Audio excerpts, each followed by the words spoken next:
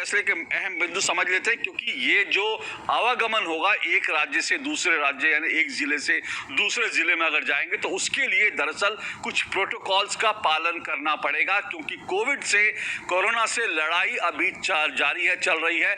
इसलिए आज के आदेश में कुछ अहम बिंदु है, उन बिंदुओं को समझना जरूरी है। आज का फैसला क्या है ये उसको देखते हैं।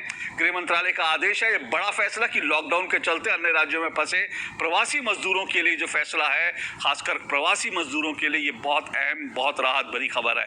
लेकिन प्रवासी मजदूरों के अलावा भी जो है ये आदेश लॉकडाउन के कारण फंसे हुए तीर्थयात्रियों, पर्यटकों और छात्रों पर भी लागू होगा। कोई तीर्थयात्री कहीं गया, पर्यटक कहीं फंसा हुआ है, छात्र कहीं पढ़ने गए थे फंसे हुए, उन पर भी ये लागू होगा।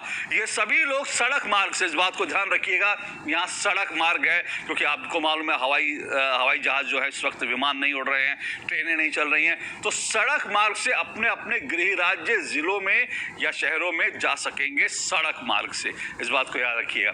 लेकिन इसके लिए जरूरी क्या है? इसके लिए जरूरी है जो संबंधित राज्य हैं उनकी सहमति होनी चाहिए। संबंधित राज्य क्या है? यानी जिस राज्य में आप रहते हैं, यानी अगर आप दिल्ली में हैं और बिहार जाना चाहते हैं, या आप दिल्ली में हैं लेकिन उत्तर प्रदेश जाना चाहते हैं, या आप मुंबई में हैं और पश्चिम बंगाल जाना चाहते हैं, तो ये जो दो राज्य हैं इन दोनों की सहमति होनी चाहिए।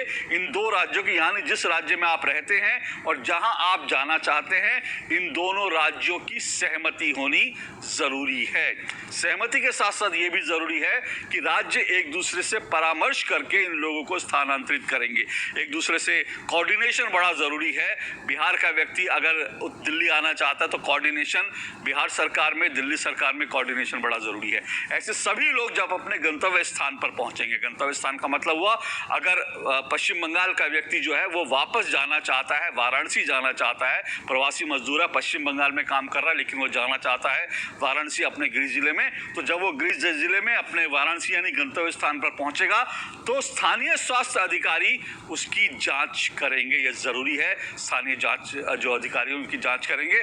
जांच के बाद अगर इन्हें इंस्टीट्यूशनल क्वारंटाइन में रखने की आवश्यकता नहीं है, इंस्टीट्यूशनल क्वारंटाइन यानी कि जो सरकार ने तमाम क्वारंटाइन बनाए हैं चाहे वो जहां पर भी हो, अगर इंस्टीट्यूशनल क्वारंटाइन की जरूरत नहीं है, अगर कोई में सिम्टम होगा तो इंस्टीट्यूशनल क्वारंटाइन में भेजा जा सकता है, लेकिन अगर सिम्टम नहीं है तो भी इनको होम क्वारंटाइन में रखा जाएगा कुछ दिनों तक। ये जरूरी है कि होम क्वारंटाइन में रखा जाएगा। समय समय पर इनके स्वास्थ्य की जांच की जाएगी, इनकी जो हेल्थ है उस पर नजर रखी जाएगी।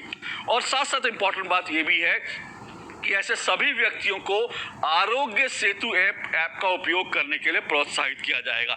जो एजेंसियां इनको ट्रांसफर कर रही हैं उनसे वो ये सुझाव देंगे कि आरोग्य सेतु ऐप जो है उसको डाउनलोड कर लिए। बहुत जरूरी है। क्यों जरूरी है? क्योंकि आरोग्य सेतु ऐप से इनकी स्वास्थ्य की स्थिति पर निगरानी रखी जा सकेगी और जरूरत पड़ने पर उनका पता लगाया जा सकेगा। क्योंकि आप ट्रैवल कर रहे हैं कहीं, आपकी सेहत क्या है, आप किसी मरीज के संपर्क में तो नहीं आ रहे, इन सब चीजों पर नजर रखी जा सकेगी। और उसके लिए स्वास्थ्य ये जो आरोग्य सेतु ऐप है ये बहुत जरूरी है।